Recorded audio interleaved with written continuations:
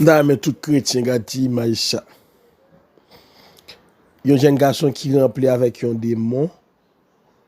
Et puis un démon monté dans la tête li. Et puis il saisit une manchette. Pendant que il saisit manchette là, et bien moun qui t'a prié avec lui, tout pour mettre l'église crasée. Et ça que moi mets avec serviteur de Dieu, et bien pasteur là qui est un serviteur de Dieu, il était là. Il pas couru. Alors auction et grâce de Dieu va chasser lui. On suit ça. Por eso mismo de Dios. ¿Dónde va a sentar? Ese muchacho, hijo de Dios. Ese muchacho de Dios, ¿dónde están los guerreros? Corriendo. Son rey. Y dije que son evangélicos. Y dije que tienen a Dios y que son de doctrina corriendo. ¡Shama! ¿Tú no ves cómo está el cadáver aquí?